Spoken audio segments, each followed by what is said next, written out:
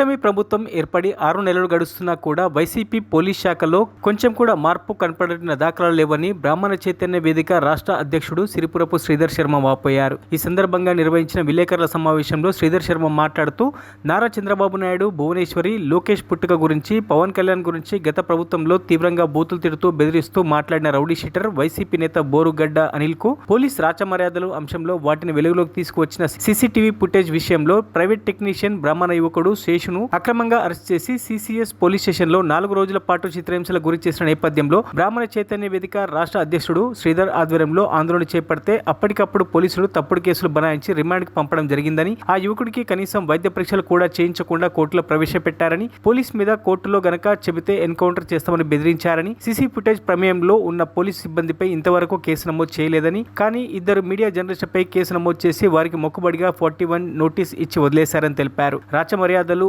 అంశంలో తప్పు చేయించిన ఉన్నత స్థాయి అధికారులైన గుంటూరు జిల్లా ఎస్పీ, గుంటూరు వెస్ట్ డీఎస్పీ తదితర అధికారులపై ఎందుకు ఇంతవరకు డీజీపీ కార్యాలయం చర్యలు తీసుకోలేని శ్రీధర్ ఈ సందర్భంగా ప్రశ్నించారు. పై కేసులు పెట్టారు. పోలీసులు తప్పు చేసి రాచమర్యాదలు చేసి వారిపై కేసులు పెట్టడం చాలా హాస్యాస్పదం.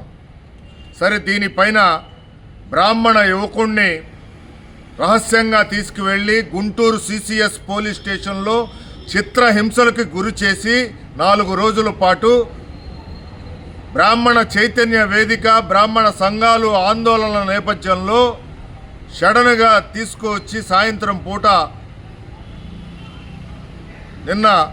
మొన్నటి సాయంత్రం తీసుకువచ్చి కోర్టులో ప్రవేశపెట్టారు.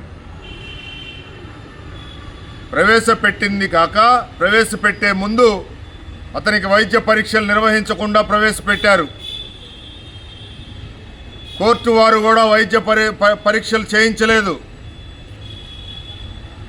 దీంట్లో నిన్నటికి నిన్న పోలీస్ శాఖ ఎస్పీ గారు 4 పైన సస్పెండ్ చేస్తూ ఉత్తర్వులు ఇచ్చారు.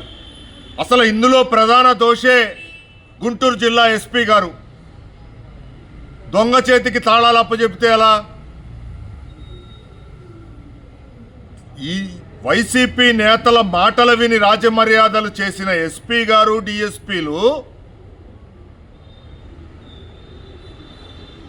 వాళ్ళు ఈ రోజున వాళ్ళ తప్పు కప్పిపుచ్చుకునేందుకోసం అమాయకులైన జర్నలిస్టులు, అమాయకుడైన బ్రాహ్మణ యువకుడు మీద చర్యలు తీసుకోవడం, కేసులు కట్టడం అనేది చాలా విడ్డూరంగా ఉంది. అసలు ఇది ఎంత దారుణమైన పరిస్థితి అంటే, ఒక ఎస్పీగా వైసీపీ కనుసన్నల్లో ఇప్పటికీ నడుస్తున్న ఈ గుంటూరు జిల్లా ఎస్పీ మరిన్ని అప్డేట్స్ కోసం మా ఛానల్ని సబ్స్క్రైబ్ చేయండి.